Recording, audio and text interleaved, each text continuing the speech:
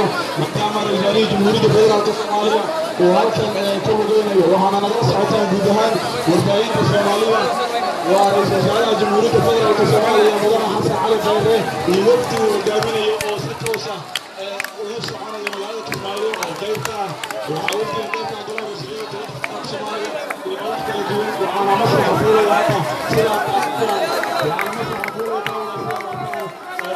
Jamhuuriyadda Federaalka Soomaaliya mudane Xasan Cali Khayre iyo madaxweynaha dowladda mudane